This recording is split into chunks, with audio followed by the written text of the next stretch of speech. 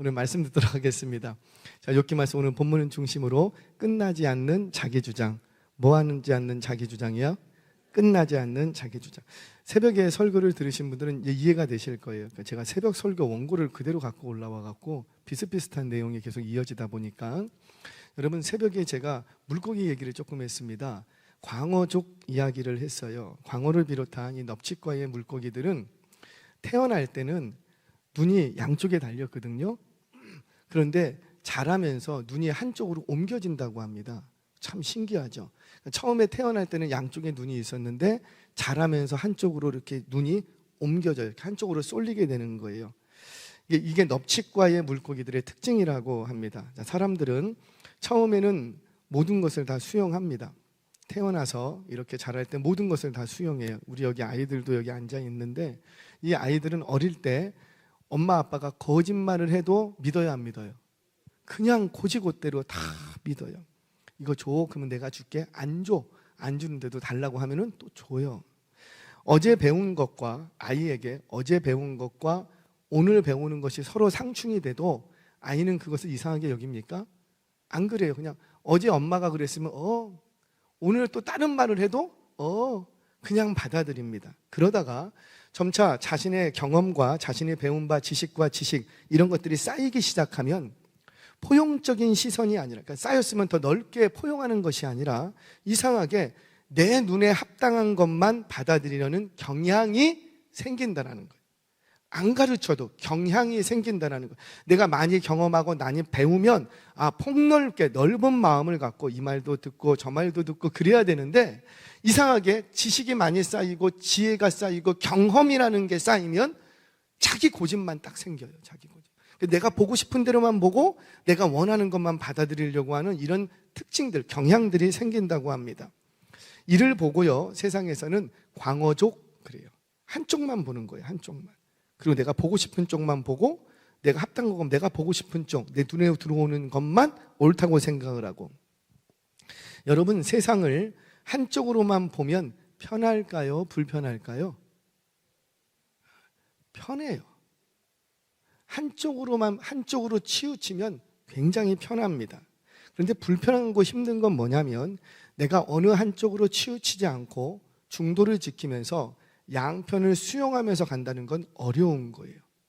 예를 들어 볼게요. 이런 거 있죠. 결혼 초에 이제 딱 있어요. 저도 그런 고민을 많이. 아내하고 시어머니하고 의견이 서로 달라. 그러면 저는 어떻게 해야 돼요? 누구 편을 들어야 돼요? 아내 편? 누구 편을 들어야 돼요? 아내 편을 들든가 아니면 엄마 편을 들든가 어느 한쪽의 편을 딱 들어보면 편합니다. 왜? 든든한 후원군이 있기 때문에 편해요. 근데 힘들고 어려운 건 뭐예요? 이쪽 편도 들어야 되겠고 저쪽 편도 들어야 되고 그러니까 힘이 들고 어려운 거예요. 저는 딱 잘라서 얘기했어요. 아내한테. 혹시 당신하고 어머니하고 의견 충돌이 있으면 내가 어머니 편을 들겠다. 그러니 서운하게 생각하지 말라. 용돈 뚱뚱하게 줄게. 미리 얘기를 했어요. 미리 얘기를 해두니까는 아내가 좀 서운해도 이미 아내는 알고 있었기 때문에 덜 서운하고, 그래도 어머니는 그래도 아들이 편 들어주니까 어떻고요? 조금 만족감을 얻고, 그게 꽁수였다는 거죠. 꽁수. 사람은요, 자, 야당에 있는 게 편해요? 여당에 있는 게 편해요? 양쪽 다 갖고 가는 거는 힘들어. 어느 한쪽에 속해 있으면 편해. 내가 주장하기도 편하고 얘기하기도 편하고. 왜? 내 편이 있기 때문에 그런 거예요. 그렇습니다. 우리도 어느 한편으로 치우쳐서 주장하는 것은 절대 어렵지 않아요. 그런데 진짜 어렵고 힘든 건 내가 어느 한쪽으로 치우치지 않고 전체를 끌어안고 수용하면서 간다는 건 진짜 힘든 거예요. 오늘 엘리후의 모습은 지나치게 한쪽으로 치우쳐져 있어요. 한쪽으로 치우쳐져도 너무 치우쳐져 있어요. 무조건 누구 말만 들어야 된다는 거예요. 엘리후 자기 말만 들어야 돼. 하나님이고 뭐가 없어. 내 말만 들으면 돼. 내 말만.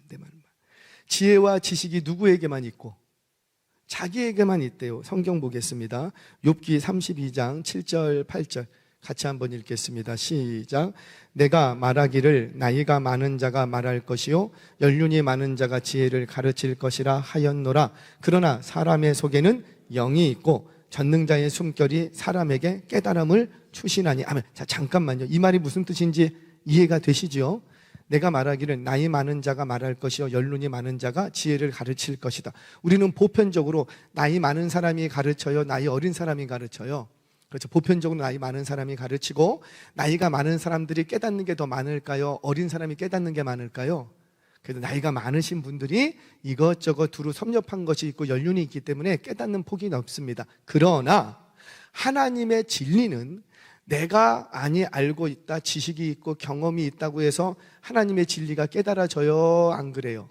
안 그래요. 반드시 하나님의 진리, 하늘에서 내려오는 이 지혜는 누구를 통해서만 깨달아진다? 여기 있죠? 뭐를 통해서? 하나님의 영, 전능자의 숨결. 숨결은 뭐예요? 푸뉴마를 얘기하는데 하나님의 영을 얘기해요. 그러니까 성령의 조명하심이 아니고, 조명하심이라 그러는데, 성령이 비춰주지 않으시면 그 많은 나이를 먹고 그 세상 어디를 경험하고 그 연륜이 많다 할지라도 말씀을 깨닫는다, 못 깨닫는다? 못 깨달아요. 왜? 뭐가 없기 때문에. 여기 뭐라 그래요? 하나님의 영, 전능자의 숨결. 영과 하나님의 영, 숨결이 없기 때문에 아무도 깨달을 수가 없어요. 아멘이세요? 뭐 뒤집어서 얘기하면 어린아이들아도 전능자의 영이 있으면 이 하나님의 말씀을 깨닫는다, 못 깨닫는다? 깨닫는다. 부흥의 시기에 3살짜리가 기록에 남았어요. 3살짜리 아이가 통에 자복 회개합니다. 자기의 죄를 엄마에게 얘기하면서 글로 써놨어요. 남겼어요.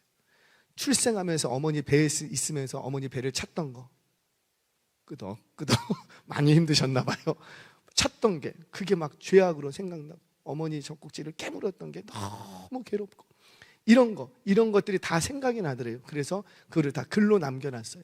3살짜리 아이가 성령이 임하니까 회개하기를 시작합니다.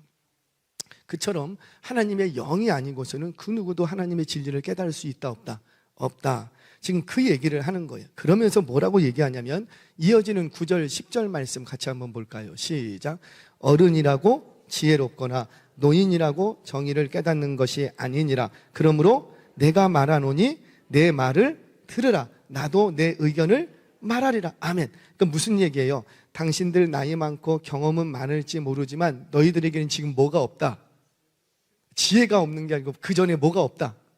그렇죠? 영, 전능자의 숨결, 그거 너희들한테 있다, 없다? 없다. 그러면 뒤집으면 그건 누구에게 있다? 나에게 있다라는 거네. 당신들에게는 하나님의 영이 없는데 누구에게는 있다? 나에게는 있다. 그래서 내가 당신들보다 연소하지만, 내가 당신들보다 경험이 적지만 나는 당신들을 가르칠 수 있다. 지금 그 얘기를 하는 거예요. 뭘 얘기를 하냐면, 자신의 연소함을 가리기 위해서 누구를 끌어다니냐면 하나님의 영, 하나님의 전능자의 숨결, 이런 말을, 하나님을 끌고 와서 지금 누구를 커버하고 있는 거예요? 자기의 연소함을 하나님을 끌고 와서 커버하고 있는 거예요. 그러니 당신들한테는 나이가 많고 경험이 많고 연륜이 많지만 하나님의 영이 없어. 그래서 깨닫지 못해. 그런데 나는 나이가 어리고 경륜이 없지만 나에게는 뭐가 있으니까? 하나님의 영이 있으니까 나는 깨달았어. 그러니까 당신들은 누구 말을 들어야 된다? 자기 말을 들어야 된다. 계속 살펴보지만 지나칠 만큼 자기만 옳다고 주장을 합니다. 이거 지금 6장을 쭉 살펴봐야 했는데 똑같은 말이 계속 반복돼. 하여튼간 자기만 옳아. 무조건 자기만 옳아. 자신이 옳다는 것을 강조하기 위해서 하나님의 진리를 가져옵니다. 그리고는 그 하나님의 진리를 자신의 의로움을 변론하기 위한 수단으로 사용해버려요. 여러분, 제가 설교할 때에 새벽에 그 얘기를 했어요. 진리는 이기기 위해서 사용하는 것이 아니다.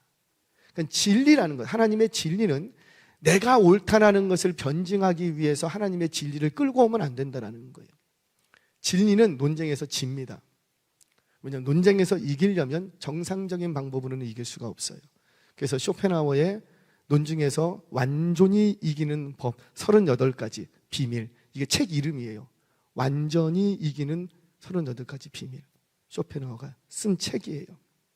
거기서 뭐라고 하냐, 새벽에 잠깐 말씀드렸지만 정상적인 방법으로는 논쟁에서 이긴다 못 이긴다?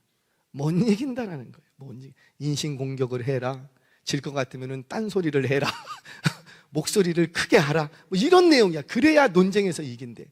그런데 진리는 그런 거야 아니에요? 아니에요. 온유하고 사랑이 많고 너그럽고, 그런데 그 진리를 가지고 와서 어떻게 논쟁에서 이겨? 그러니까 논쟁에서 진리는 논쟁에서 이기기 위해서, 내가 옳다라는 것을 변론하기 위해서 진리를 가지고 사용하면 안 되는 거예요. 진리는 어디에 사용하는 것이다? 이기기 위해 사용하는 것이 아니라 사람을 살리기 위해 사용하는 거예요. 아멘이세요? 자, 그처럼 하나님의 사람을 살리기 위해서 사용해야 될 이 진리를 가지고 와서 뭐 하기 시작하면 자기가 옳다라는 것을 논쟁하기 위해서, 논쟁에서 이기기 위해서 이 진리를 가지고 옵니다. 그리고는 가지고 와서 뭐 제대로 사용이나 해나? 못해요. 왜? 한쪽으로 눈이 쏠려 있으니까 진리를 진리로 못 보고 왜곡된, 한쪽으로 치우친 진리만을 강조합니다. 진리는 양편을 강조해야 되는데 한쪽만 강화시키는 거예요. 그러면서 욥을 비판하기 시작합니다. 사랑하는 여러분, 기억하세요. 나에게 역사하는 성령님은 하나님을 찾고 구하는 성도에게, 누구에게, 즉 정상적으로 신앙생활을 하고 계시다면 하나님의 영은 그분에게도 역사하십니다. 아멘이세요? 나에게 역사하시는 그 성령님은 누구에게도 역사하신다. 그렇죠. 너에게도 역사하신다. 아멘이세요? 목사님에게 역사하시는 성령님은 누구에게도 역사한다. 아멘부터 하시고 누구에게도 역사한다. 그렇죠. 너에게. 아멘이세요? 이걸 인정해야 우리는 수용할 수가 있어요. 우리는 이것을 믿기 때문에 우리는 그분에게 역사하실 성령님을 기대하면서 기도하고 기대할 수가 있습니다. 나에게 역사하시는 하나님의 영은 내 자녀에게도 역사합니다. 아멘이세요? 물론 지금 당장은 그렇게 안 보일 수 있어요. 그런데 그것은 내가 판단할 일이 아니라는 거죠. 영이 눈에 보여요, 안 보여요? 안 보이는데 마치 보이는 것처럼 너에게는 역사가 없어, 이렇게 단정적으로 말하기 어려운 거예요. 내 눈에는 지금 남편에게, 내 눈에는 지금 자녀들에게 성령님이 역사하지 않는 것처럼 보여. 아무 일도 하나님이 하시지 않는 것처럼 보여. 지금은 믿음 없는 내 남편에게, 방황하는 내 자녀에게 지금은 역사하지 않는 것처럼 내 눈에 보이지만 하나님은 지금도 역사한 줄 믿으시기 바랍니다. 그 하나님의 역사하심이 쌓이고 쌓였을 때에 반드시 불꽃처럼 튀어올라 반드시 예수 믿는 가정 될 줄로 믿으시기 바랍니다. 다 경험하셨죠? 남편에게, 믿음 없는 남편에게 오늘부터 예수 믿어.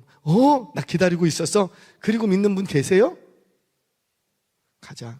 안 가. 가자. 안 가. 가자. 내가 가준다. 그리고 또 기분 나쁘면 안 가. 그럼 또 가자. 안 가. 가자. 안 가. 용돈 올려줄 거야? 간다. 뭐 그러면서 실갱이 하는데 다 그 중간에 누가 역사하고 계시고? 성령님이 역사하고 계시다는 거예요. 내 눈에는 지금 우리 청년들에게 아이고 저렇게 해서 무슨 예수 믿는 사람처럼 살아갈 수 있을까? 성령님이 역사하실까? 내 눈에는 그렇게 안 보인다 할지라도 내게 역사하시는 성령 하나님은 지금 누구도 역사하고 계시다. 저 청년들에게도 역사하고 이 아이들에게 역사하고 지금 오늘 이 자리에 처음 오신 그분에게도 역사하고 계시는 줄 믿으시라고 말합니다. 이 믿음이 없으면 우리는 편협해져. 나만 오라. 왜? 누구에게만 역사하시니까.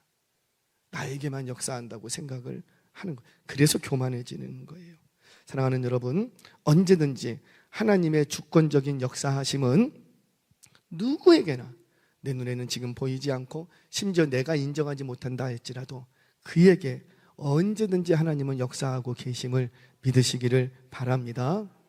제가 전도하러 갔어요. 제가 진짜 전도하고 싶은 친구가 있었거든요. 제가 친구가 많은 사람은 아닌데 꼭 이 친구는 예수 믿게 하고 싶었어요. 왜? 일단 성품이 좋아. 성품 좋은 사람이 절로 가면 안 되겠잖아요. 성품이 너무 좋아. 착하고 순하고 좋아. 그래갖고 이 친구하고 저하고 이제 술 친구였거든. 그러니까 이 친구를 내가 전도하려면 어디로 가야 돼요? 그래서 호프집으로 나와. 술 사주면서 막 너 예수 믿어야 돼. 예수 믿어야 돼. 믿어야 돼. 진짜 예수 믿게 하고 싶은 친구, 그 친구 있어요. 지금은 어찌 됐는지 모르겠어요. 연락이 끊겨갖고 헤어지고 말았으니까. 사랑하는 여러분, 저는 지금도 생각날 때마다 기도합니다. 반드시 그 친구에게 지금 예수 믿고 있든 안 믿고 있든 상관없이 하나님께서 일하고 계시는 줄로 믿습니다. 그 믿음이 있어야 우리는 겸손해질 수가 있는 거예요. 지금 욥의 기본적인 자세가 바로 이 자세입니다. 욥은 왜 나에게 이런 고난이 왔는지 다 이해할 수 없지만 지금 이 상황 속에서도 하나님은 주권적으로 역사하고 계시다. 믿는 거예요. 저와 여러분들 눈에 보이지 아니한다 할지라도, 내 성에 차지 않는다 할지라도 내게 역사하시는 성령님이 내 남편에게, 믿음 없는 남편일지라도 연약한 내 자녀들에게 여러분들이 기도하고 관심 갖고 있다면 반드시 역사하고 계심을 믿으시기를 바랍니다. 자, 두 번째는 그러면 이 엘리후의 지나친 자기 주장이 뭔가? 자, 첫 번째는 너무 한쪽만 쏠려서 보다 보니까 사실을 사실로 못 보고 왜곡시켜서 과장해서 보게 됩니다. 그러니까는 새벽에 잠깐 얘기했죠. 개미가 큰 코끼리가 있어요. 근데 한 개미는 코에가 있고, 한 개미는 다리에가 있고, 한 개미는 저기 꼬리에가 있고. 그러면 이제 코에 있던 개미가 얘기합니다. 야, 내가 코끼리를 봤다. 코끼리는 콧구멍이 몇 개 있고 두 개, 거기서 막 바람이 막 나오더라. 뭔가 구멍이 두 개 있고 바람이 나오고 쭈글쭈글하고 길쭉하다. 그렇게 얘기했어요. 맞아요, 틀려요? 맞아요. 코 안 봤어요? 맞아요. 근데 다리에 붙어있던 개미는 뭐래요? 아니야, 너는 코끼리도 못 봤냐? 야, 코끼리는 넓적해. 굵고 단단하고 넓적해. 맞아요, 틀려요? 그럼 맞아요. 그랬더니 꼬랑지에 있던 이 개미가 그러면, 니들은 눈도 없냐? 니들은 그렇게 지혜도 없냐? 코끼리는 그런 게 아니야. 털이 있나? 꼬랑지에 털이 있나 모르겠는데 날렵해. 아주 낡고 막 삭삭삭삭삭 날렵해. 그런데 무슨 넓적해. 맞아요, 틀려요? 그것도 맞아요. 근데 서로 막 싸워. 왜? 자기게 보는 게 전부라고 생각하기 때문이라는 거예요. 지금 엘리후가 그러고 있다는 거예요. 엘리후가 내가 보고 싶은 대로 보니까 사실을 사실대로 못 받아들이고 왜곡시켜서 봅니다. 자, 성경 보겠습니다. 2절 말씀 같이 한번 읽겠습니다. 시작. 그대는 이것을 합당하게 여기느냐? 그대는 그대의 의가 하나님으로부터 왔다는 말이냐? 아멘. 지금 욥이 이제까지 뭔가를 진술했는데 지혜롭다고 하는 엘리후가 욥의 얘기를 듣고 정리한 거예요. 뭐라고 정리했다고요? 이것을 합당하게 여기느냐? 그대는 그대의 의가 하나님으로부터 왔다는 말이냐?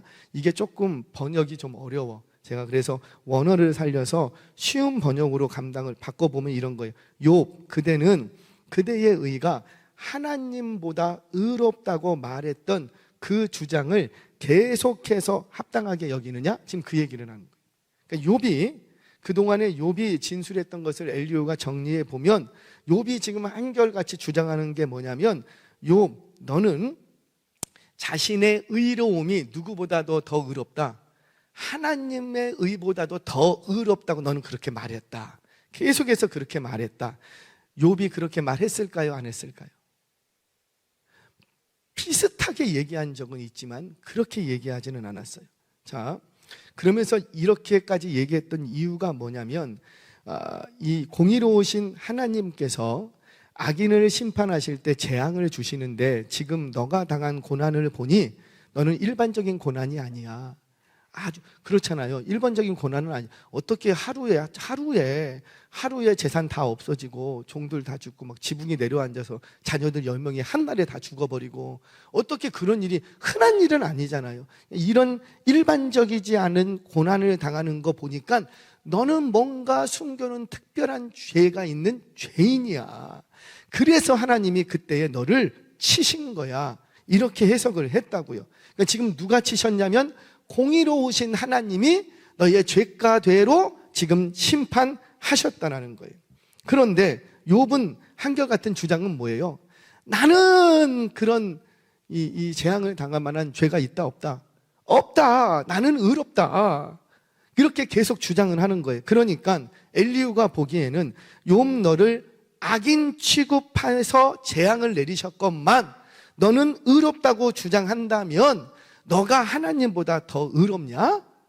그 얘기를 하는 거예요. 자, 이러한 엘리후의 주장은 마치 광어족이 자기 주장만 계속하는 것처럼 지나치게 한쪽으로 치우쳐져서 계속 한쪽만 보면서 얘기를 하는 거예요. 자, 먼저 하나님은 분명히 공의로우신 하나님이에요, 아니에요?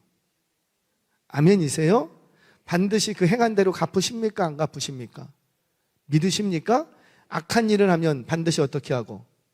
심판하시고, 의로운 일을 하면 반드시 갚아주시고, 보응해 주시고, 구원해 주시고. 자, 그런데 우리가 기억해야 될 것은 공의로운 하나님은 맞는데 그 공의를 집행할 때는, 실행할 때는 하나님의 주권대로 실행을 하십니다. 이걸 기억하셔야지 돼요. 새벽에도 잠깐 말씀드렸죠. 하나님이 공의로운 하나님이다, 아니다? 아멘이세요? 반드시 악인은 심판하십니다. 그런데 그 공의를 실행하실 때는 뭐에 따라서 실행하신다? 하나님의 주권에 따라서 실행을 하신다는 거예요. 그래서 하나님의 공의는 하나님의 주권보다 앞서지 않습니다. 하나님의 공의는 하나님의 주권보다. 이걸 엘리후는 모르는 거예요. 그러면서 계속 삐뚤어진 시선으로 한쪽으로만 계속 욥을 봅니다. 그러니 욥이 진술했던 그 내용을 진의대로 보지를 못하고 삐뚤어지게 보고 왜곡시켜서 보고 부풀려서 과장해서 자기가 좋은 대로 해석을 해버리는 거예요. 그럼 정말로 욥은 자신이 의롭다고 주장했을까 안 했을까? 한 적이 있어요.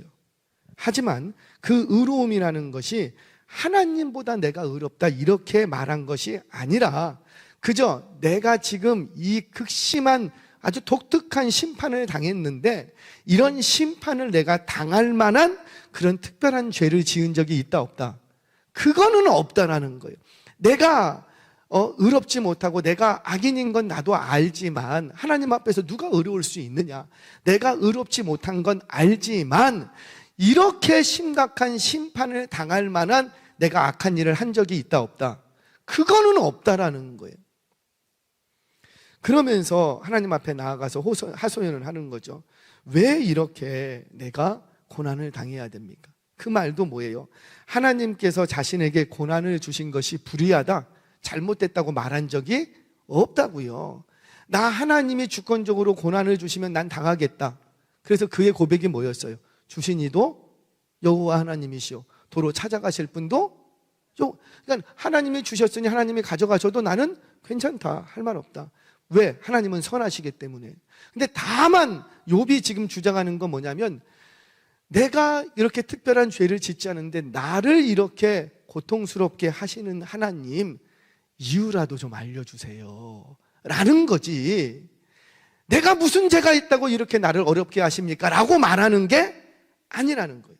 그런데 엘리후는 지혜 있다고 하면서 이 욥의 진술을 왜곡시킵니다. 뭐 때문에?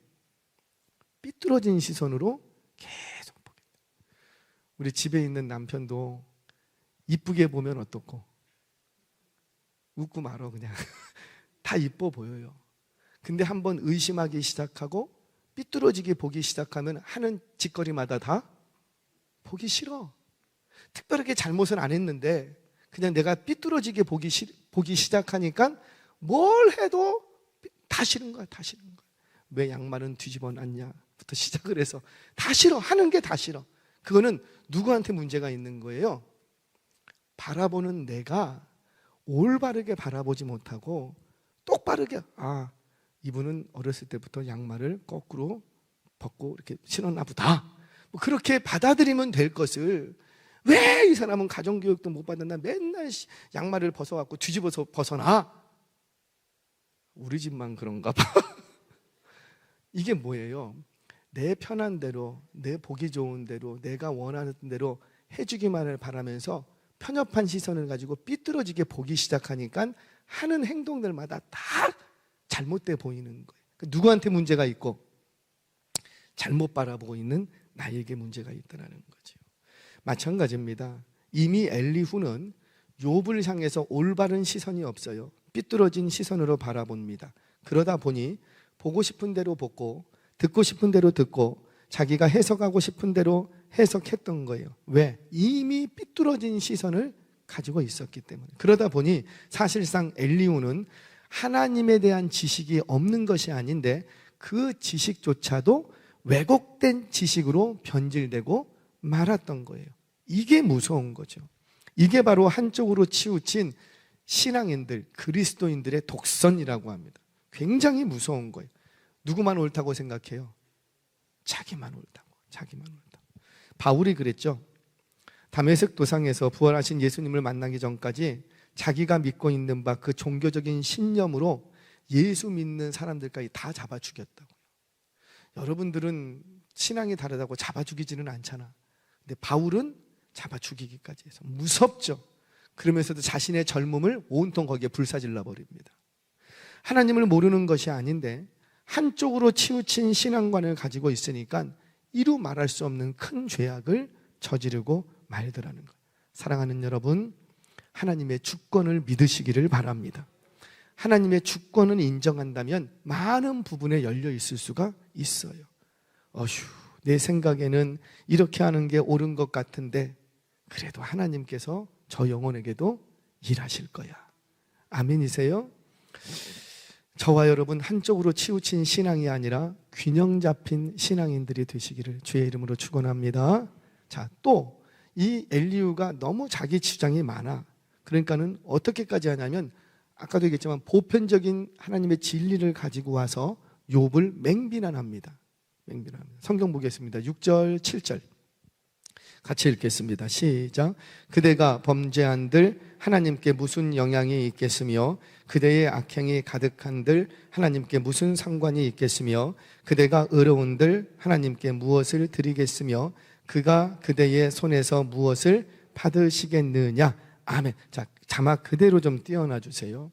우리가 욥기를 해석할 때 어려운 이유가 뭐냐면 이게 맞으면 맞고 틀리면 틀리고 해야 되는데 이 욥기의 그 욥의 내용이나 진술이나 욥의 친구들의 진술이나 엘리후의 진술의 특징은 뭐냐면 맞는 부분도 있고 틀린 부분도 있다는 거예요. 근데 이게 구분하기가 애매해.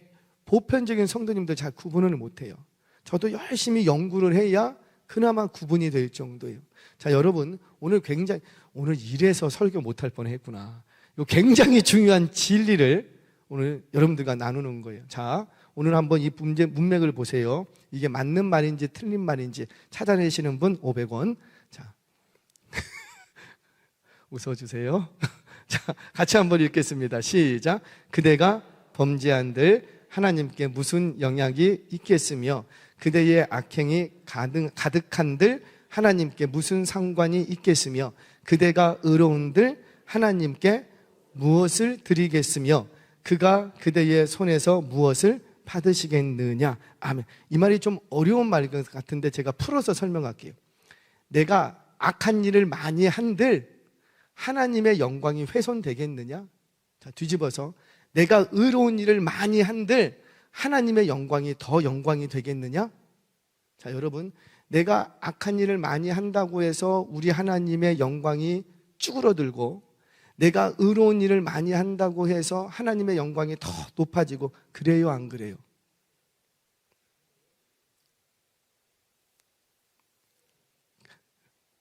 그래요, 안 그래요? 잘 모르시겠어요. 다시요. 우리 하나님 영광 받으소서 정광의 창순 박수 올려드립니다 이러잖아요. 그리고 또 의롭게 살아요, 안 살아요? 살잖아요. 기도하고 의로운 일도 많이 하고 선한 일도 많이 하고 우리가 믿음으로 살잖아요. 아멘이세요? 믿음으로 산다. 믿음으로 사는 게 의로운 삶이라고요. 그러면 내가 악한 일을 많이 하면 하나님의 영광을 가리면서 하나님의 영광이 훼손이 되고 내가 의로운 일을 많이 하면 하나님이 영광 받으셔서 더 영화롭게 되고 그래요, 안 그래요? 안 그래요. 그러니까 지금 여기 자막을 빼버리셨네요. 한 번 더 띄워주세요. 이거 굉장히 중요해요. 여러분들이 신학적인 혼란이 있을 수 있어서. 이 말은 틀린 말이 아니에요. 이게 보편 진리입니다. 내가 뭔가를 더 열심히 하고 내가 뭔가를 더 한다고 해서 하나님이 더 영광을 받으시거나, 내가 뭔가를 안 한다고 해서 하나님의 영광이 훼손되거나 그러지 않는다라는 거예요. 내가 뭔가를 열심히 해서 하나님의 뜻이 성취되는 것이 아니라, 내가 아무 일을 안 해도 하나님의 뜻은 이루어져요, 안 이루어져요? 이루어진다는 거. 왜? 당신이 아니면 다른 사람을 통해서라도 하나님은 역사하시는 거예요. 아멘이세요? 그러니까 내가 신앙생활을 열심히 잘한다고 해서 하나님 나라가 빨리 오거나, 내가 신앙생활을 열심히 안 한다고 해서 하나님 나라가 늦게 오거나, 그래요, 안 그래요? 그런 거 아니라는 거예요. 그러면 왜 우리는 열심히 살아야 돼? 왜 우리는 의롭게 살아야 돼요? 왜 우리는 악한 일을 하면 안 돼요? 그러니까 내가 악한 일을 한다고 하나님의 영광이 훼손되거나, 내가 의로운 일을 많이 한다고 하나님이 더 영광 받으시는 게 아니라니까요. 성경 볼게요. 자, 스가랴 14장 9절 같이 한번 읽겠습니다. 시작. 여호와께서 천하의 왕이 되시리니 그날에는 여호와께서 홀로 한 분이실 것이요 그의 이름이 홀로 하나이실 것이라. 심판날을 배경으로 하는 예언의 말씀인데, 그런데 그날이 되면 오직 여호와 하나님만이 천하의 왕이요 홀로 한 분이시고 홀로 영광을 받게 될 거라는 거예요. 그럼 이전에는 왕이 아니었고 이전에는 영광이 부족했냐? 그러지 않고, 이전에도 왕이셨고 이전에도 영광으로 홀로 충만하셨어요. 그런데 심판의 날을 통하여서 모든 열방 가운데 그것이 확증되고 드러나게 된다는 거지, 없던 게 다소 생기는 게 아니에요. 자, 하나님은 천지 만물을 다 창조하실 이유가 있어요, 없어요? 없어요. 내가 너를 창조했나니 내가 너를 통하여서 하나님의 영광을, 찬송을 받기를 원하신다. 그러니까 우리가 찬송 안 하면 하나님의 영광 못 받으세요? 그거 아니라는 거예요. 그거 아니라는 거예요. 성경 또 봅니다. 시편 72편 17절 19절 시작. 그의 이름이 영구함이요 그의 이름이 해와 같이 장구하리로다. 사람들이 그로 말미암아 복을 받으리니 모든 민족이 다 그를 복되다 하리로다. 홀로 기이한 일을 행하시는 여호와 하나님 곧 이스라엘의 하나님을 찬송하며 그 영화로우신 이름을 영원히 찬송할지어다. 온 땅에 그의 영광이 충만할지어다. 아멘, 아멘, 아멘. 지금 무슨 말이냐면 하나님은 어제나 오늘이나 영원히 홀로 영광이 충만하신 분이라. 천지 만물 창조 안 하셨어도, 우리가 없어도, 하늘의 별, 달 아무것도 없어도 창조하기 전부터 우리 하나님은 뭔가 부족한 영광이에요? 아니면은 영광에 충만하신 분이에요? 충만이라는 건 뭐예요? 더 이상 채울 게 있어요, 없어요? 없다라는 거예요. 천지 만물 천지 창조 안 해도 우리 하나님은 영원한 홀로 왕이신 하나님이세요. 천지 창조를 했으니까, 이 천지 창조를 다스리니까 왕이 아니라, 천지 창조 저와 여러분 아무도 없고 아무것도 없어도 우리 하나님은 영원한 왕이시라는 거예요. 그러니까 이 엘리후의 주장은 틀린 게 아니에요. 하나만 더 보겠습니다. 이왕 보는 거. 시편 148편 13절 같이 읽겠습니다. 시작. 여호와의 이름을 찬송할지어다. 그의 이름이 홀로 높으시며 그의 영광이 땅과 하늘 위에 띄엄하시이로다. 아멘. 자, 정리합니다. 하나님의 영광은 우리가 훼손한다고 해서 훼손당하시거나 우리가 더해드린다고 해서 보충되는 그런 것이 아니라는 거예요. 하나님은 우리와 상관없이 홀로 영원하신 충만하신 하나님이세요.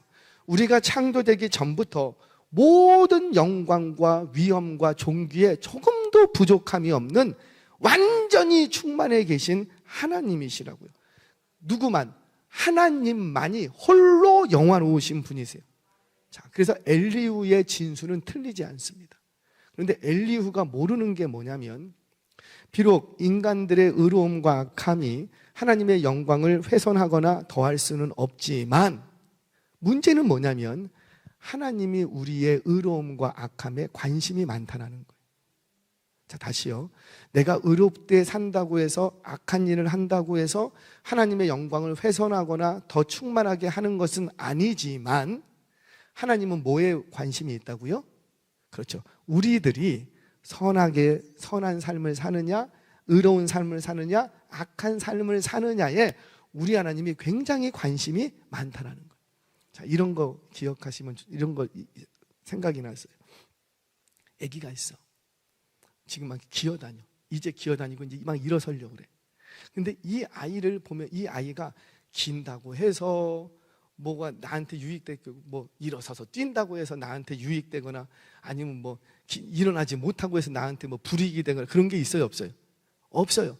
그럼에도 불구하고 엄마, 아빠, 할머니, 할아버지는 뭐에만 관심이 있고, 얘가 지금 기냐, 일어서냐, 누웠냐, 뒤집어, 여기에만 관심. 아니, 눕든지 뒤집든지 일어서든지 앉든지 자기 하고 싶은 대로 하면 되는 건데, 그게 이 부모의 삶에 뭐 더 부유하게 해주는 것도 아닌데, 그런데 이 부모는 뭐에 관심이 있고, 아이가 지금 누워 있는지, 엎어져 있는지, 일어났는지, 기고 있는지에 관심이 있더라는 거예요. 똑같습니다.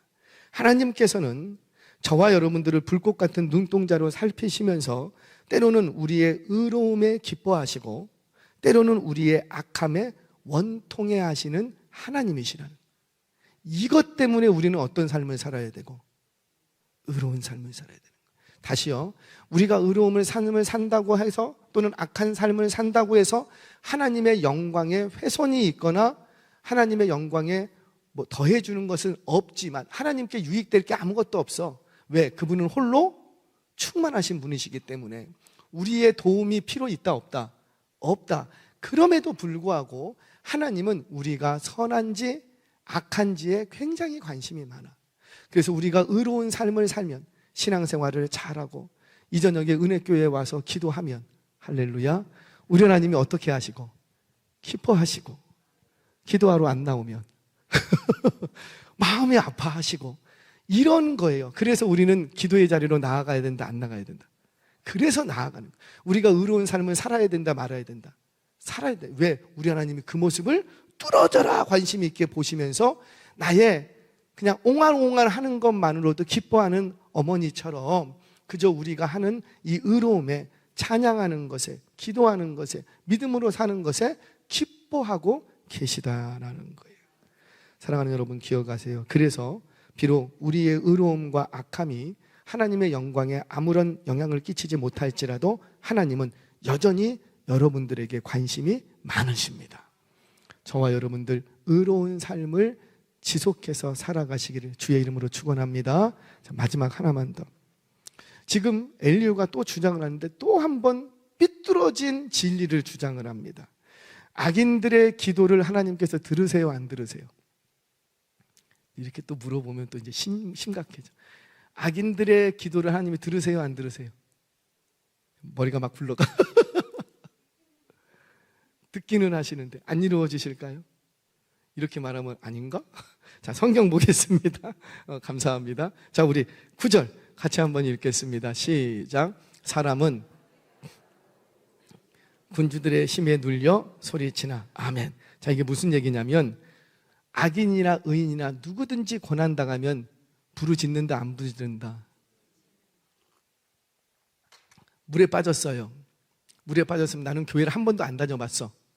근데 옆집 아저씨가 자꾸만 교회 가라고 전도지를 몇 번 받았던 적이 있어.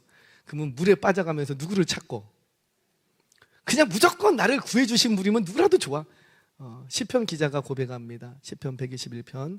성전에 오르면서도 내가 산을 향하여 눈을 들리라. 나의 도움이 어디서 올까? 답은 발견하죠. 나의 도움은 천지를 지으신 여호와에게서로다. 정답을 잘 찾아갔어요. 그러니까 누구라도 신앙의 깊이가 없어도, 아직 하나님 앞에 한 번도 회개한 적이 없어, 그냥 교회를 왔다 갔다 하면 다녔어요. 그러면 의인이에요, 악인이에요? 의롭다고 얘기하기가 어려워. 그럼에도 불구하고 고난을 딱 닥치면 그 사람도 하나님 앞에 부르짖는다, 안 부르짖는다? 부르짖는다라는 거예요. 자, 그런데 문제는 뭐냐면, 그렇게 하나님을 부르짖고 할지라도 문제는 뭐냐면 10절에 있어요. 같이 한번 읽겠습니다. 10절 시작. 나를 지으신 하나님은 어디 계시냐고 하며 밤에 노래를 주시는 자가 어디 계시냐고 말하는 자가 없구나. 그러니까 자기가 괴롭고 힘들면 하나님을 찾을지라도 계속해서 그 나를 하나님이 나의 주인 되시고 구원주 되신다라는 방향으로 나아간다, 못 나아간다? 못 나간다라는 거예요. 한마디로 힘들고 어렵고 괴로우면 누구라도 좋사오니 나를 건져주소서, 그게 하나님이면 너무너무 좋겠습니다만 이렇게 나간다 할지라도 정말 이분이 나를 구원하시는 천지의 주제가 되시는 하나님으로 찾는다, 안 찾는다? 그거는 안 찾는다. 그래서 로마서에서 뭐라고 했냐면 로마서 3장 10절에서 12절 같이 한번 읽겠습니다. 시작. 기록된 바 의인은 없나니 하나도 없으며 깨닫는 자도 없고 하나님을 찾는 자도 없고 다 치우쳐 함께 무익하게 되고 선을 행하는 자는 없나니 하나도 없도다. 자, 무슨 말이에요? 이거는 고난을 안 당했으니까 하나님을 안 찾는다는 게 아니라 고난을 당해서 하나님을 찾기는 찾을지라도 하나님께서 나를 의롭게 하시는 하나님, 나를 창조하신 하나님으로 찾지는 않는다라는 거예요. 그래서 고난을 당해도 악인들은 하나님 앞에 진실되게 나아간다, 못 나간다? 못 나간다라는 거예요. 이것이 일반적인 인간들의 상태입니다. 그래서 악인들은 아무리 부르짖어도 그 간구에 응답하신다, 안 하신다? 하실 때가 있다. 하실 때가 있다. 자, 지금 봐요. 자, 12절, 13절 같이 한번 보겠습니다. 엘리후의 주장은 뭔가? 자, 같이 읽겠습니다. 시작. 그들이 악인의 교만으로 말미암아 거기에서 부르짖으나 대답하는 자가 없음은 헛된 것은 하나님이 결코 듣지 아니하시며 젖는 자가 돌아보지 아니하시며. 그러니까 악인들은 교만하게 하나님을 찾아도 하나님이 그들의 기도에 응답하신다, 안 하신다? 안 하신다라는 거예요. 결코 그들의 기도를 들으신다, 안 들으신다? 안 들으신다. 전능자가 돌아보신다, 안 돌아보신다? 안 돌아보신다. 아멘이세요? 이건 진리가 맞아요. 그러니까 우리 하나님은 악인들의 길을 흩어버리시고 의인들의 길을 형통하게 하시고, 아멘이세요? 의인의 기도를 들으신다, 안 들으신다? 들으신다. 악인의 기도는 어떻게 하시고? 물리치시고. 이게 틀린 말이 아니야. 틀린 말이 아니야. 그런데 문제는 뭐냐면 이 말이 욥에게도 맞는가? 맞아요, 틀려요? 욥에게는 지금 이 진리가 맞지 않는 거예요. 맞지 않는 거예요. 엘리후는 이 진리를 통해서 뭘 얘기하고 싶었냐면 자기 주장을 논증하기 위해서 가지고 온 것뿐이에요. 엘리후는 이 진리를 통해서 회개하지 않는 욥을 악인이라고 딱 규정을 하고, 너가 아무리 부르짖어봤자 하나님이 너 기도 들으신다, 안 들으신다? 안 들으신다라는 거예요. 근데 실제 욥의 기도를 들었어요, 안 들었어요? 하나님은 다 듣고 계셨다고요. 다 듣고 계셨다고요. 자, 왜 그랬냐면 이 욥에게 닥친 고난은 욥의 죄 때문에 온 고난이 아니었기 때문이었어요. 자, 그리고 우리 주변을 한번 볼게요. 우리 주변을 보면 꼭 예수 잘 믿는 의로운 사람들만 기도 응답이 있죠?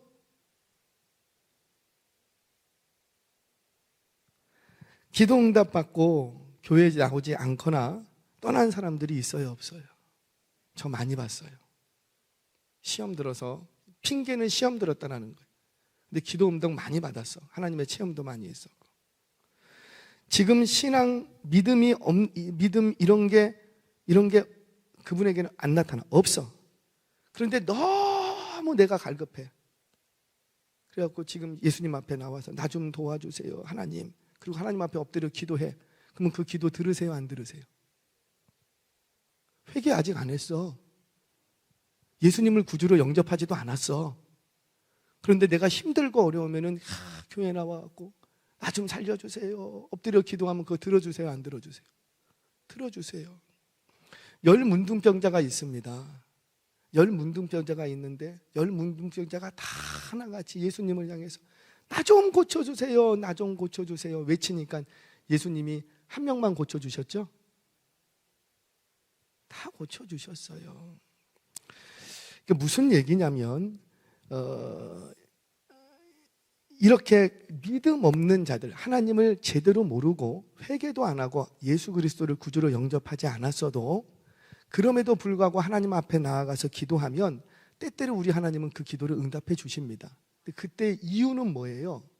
이게 끝이 아니라 이걸 통해서 누구께로 나오게 하려고, 그렇죠, 하나님께로 깊이 들어오게 하시려고 하는 하나님의 의로우심, 선하신 계획이 있는 거예요.